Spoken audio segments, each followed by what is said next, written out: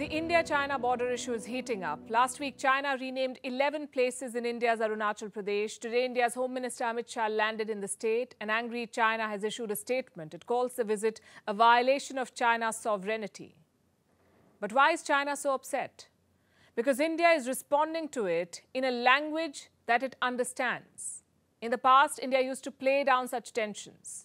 It used to keep avenues for talks open, but China does not play by those rules. So this time, India is making some bold moves. The first provocation came from China. Last week, Beijing released new maps. It renamed 11 places in Arunachal Pradesh. It's an Indian state. The world recognizes it as an Indian state. But Beijing gave Chinese names to 11 places in the state. It kicked off a diplomatic storm. And remember, China is yet to de-escalate from Ladakh. That standoff is far from resolved. Thousands of troops from both India and China remain deployed at the border. And now Beijing has opened another front in Arunachal Pradesh. This is a clear provocation, and India is responding with this. Home Minister Amit Shah is on a 2-day visit to the state. He's launching a new program to develop border villages. And he's highlighting China's expansionist agenda. कोई भी हमारी सीमा पर आंख उठाकर देख नहीं सकता। और आज हम गर्व के साथ कहते हैं, वो जमाने चले गए जब भारत की भूमि का कोई अतिक्रमण कर सकता था। आज 100 की सुई की नोक जितनी भूमि का भी अतिक्रमण कोई नहीं कर सकता, क्योंकि आईटीबीपी और भारतीय सेना यहां पर उपस्थित है। Obviously, China is upset. It has shot off a statement to New Delhi. Here's what China said about Home Minister Amit Shah's visit. Zangnan is China's territory. The Indian official's visit to Zangnan violates China's territorial sovereignty and is not conducive to the peace and tranquility of the border situation. Zangnan is China's territory. The Indian official's visit to Zangnan violates China's territorial sovereignty and is not conducive to the peace and tranquility of the border situation. China firmly opposes this. What is Zangnan? It's China's name for Arunachal Pradesh. That's what they call it, Zangnan or South Tibet. The Indian Home Minister will spend 2 days in the state. The idea is to send a message to China. It cannot go on with its salami slicing tactics. It cannot keep encroaching on Indian land and claiming it as its own. It cannot unilaterally change maps and expect the world to follow them. India is responding by strengthening its own defenses. The border has been tense for almost 3 years now. In this period, India has launched several new initiatives. And the Home Minister will highlight that. Today, he launched the Vibrant Villages program. This was in Kibitu. It's a remote village in Arunachal Pradesh, Kibitu. And why was Kibitu chosen for this? Again, to send a message to China. Remember the new map we told you about?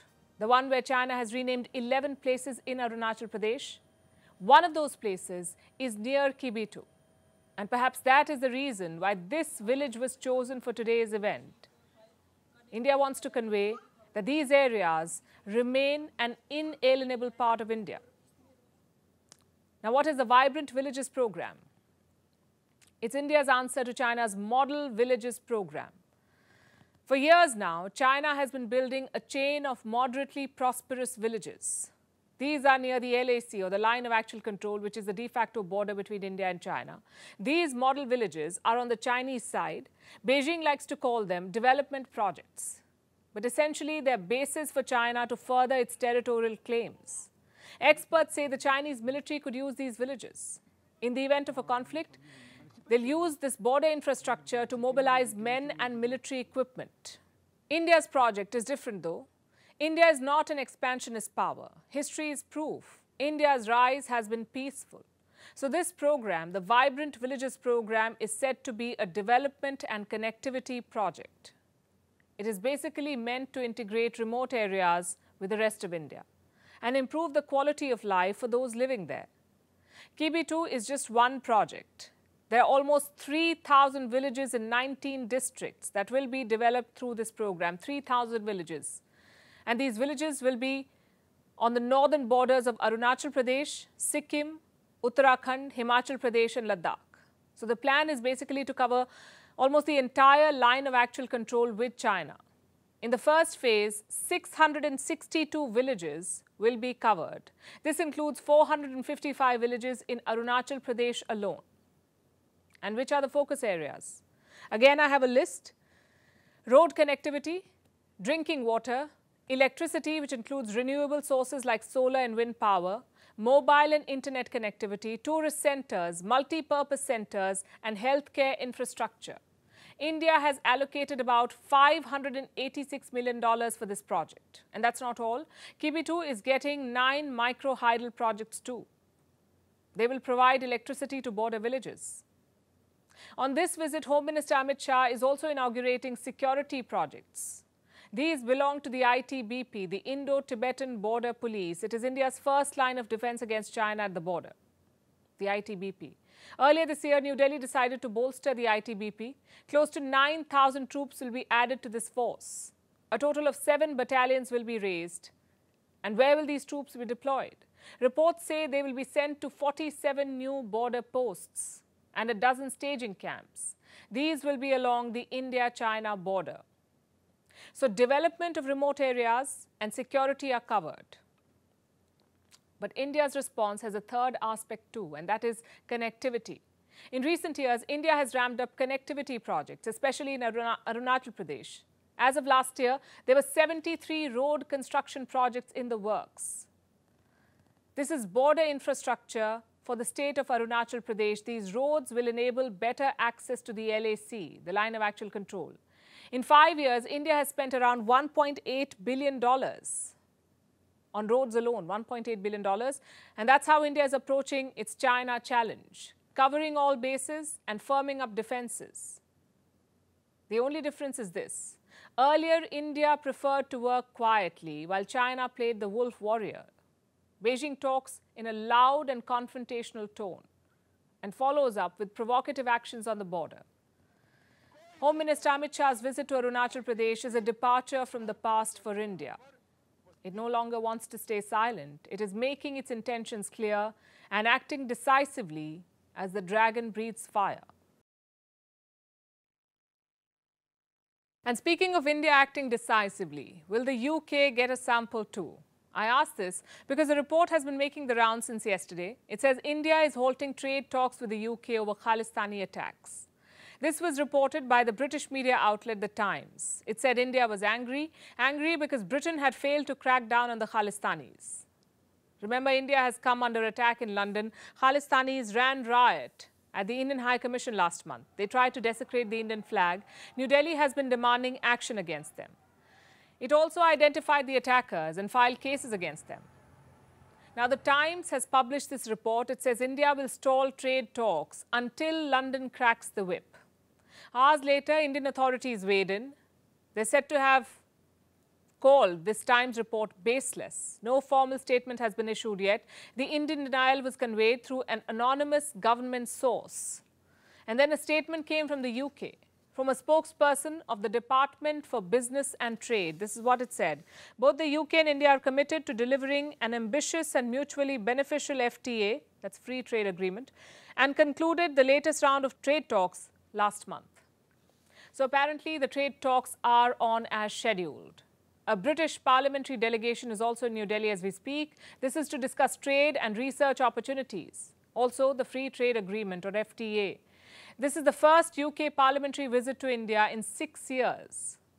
Clearly, the trade deal is important. It's basically a UK-India Free Trade Agreement or FTA. It's a way to facilitate trade between the two countries. And how do you do that? By reducing import tariffs. They'll also be able to sell each other goods and services in previously restricted sectors. The details are still being worked out. The FTA was proposed last year in June by the Boris Johnson government in London. And the UK has been very keen on it, especially after Brexit. Remember, they've had to leave the common European market, so they must secure bilateral trade deals to make up for it. The UK has approached Canada, Australia and India with new trade deals. And with India, they see a lot of promise. Even without a trade deal, bilateral trade between India and the UK was worth over $42 billion last year. It grew by $12 billion since 2021. It's a growth of over 40%. The FTA will raise it further. It is expected to boost trade by $35 billion annually by the year 2035. But the deal has been delayed, mostly because of the crisis in the UK government. Last year, remember, was chaotic for them. Two prime ministers got the boot in quick succession, first Boris Johnson, then Liz Truss. Rishi Sunak began his innings trying to get the house in order. Trade talks only resumed after he met Indian Prime Minister Narendra Modi in November last year in Bali. This was during the G20 summit. So talks resumed then and have been making slow but steady progress. But last month, the Khalistani attack took place. India took a tough stance. It condemned the UK's lax approach to Indian security. It demanded that the Khalistanis be deported. And amid those tensions, trade talks got delayed. Since the attack, the UK has taken some steps to placate India. It has stepped up security outside the High Commission in London. It has also arrested the person who tried to desecrate the Indian flag and promised to not be lenient on violent Khalistanis. It can do a lot more, of course. Now, if the trade negotiations continue like usual, it means that New Delhi is taking London at its word. And it also points to a shift in the UK's approach to India. It's now a UK that listens to India's concerns and requests, one that doesn't disregard justified demands from New Delhi, a UK that goes out of its way to accommodate India. Is this a sign that India has arrived on the global stage? Well, yes and no. It's not as simple as that. The UK also needs the trade boost from India. It has been struggling economically since the Ukraine war began. And before that, due to Brexit. So once again, the UK is looking at the Indian subcontinent to fill its coffers. But the change is that India seems to be negotiating from a position of power, like a partner and not a former colony. Now it's time for Vantage shots, images that tell the story. We're starting with Ukraine. Russia forces attacked a residential building in the city of Zaporizhzhia. 2 people have been killed. In Indonesia, a giant sperm whale died after washing up on a beach. This is the 3rd such incident in Bali in a week. Meanwhile, a town in Finland held a reindeer racing championship. In the US, divers and snorkelers participated in a fun Easter egg hunt. And finally, we're taking you back in history. What happened on the 10th of April? Titanic started its journey from England. The year was 1912. Titanic was the world's largest and most luxurious passenger ship of the time. It was traveling to New York. Its builder said the ship was unsinkable. The so-called technological marvel could not survive an iceberg. We all know how it ended. It sank, and so did the aspirations of voyagers and the overconfidence of the builders. More than 1,500 people, in fact, died. We're leaving you with this. Thanks for watching. We'll see you tomorrow.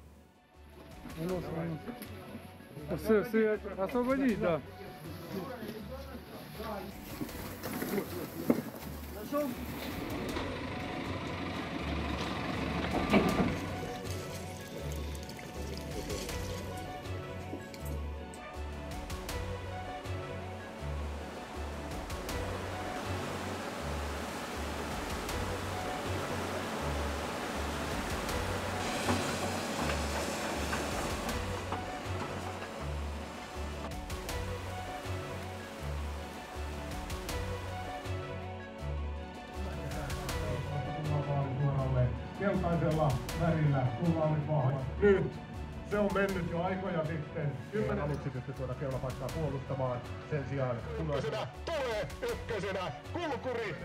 Nyt se on mennyt jo aikoja sitten. 10 sekuntia Kataläinen ykkönen. Lähelle tulee, todella lähelle, erittäin lähelle. Ei aivan riitä. Aivalusta loiskasta tuo loppusuora.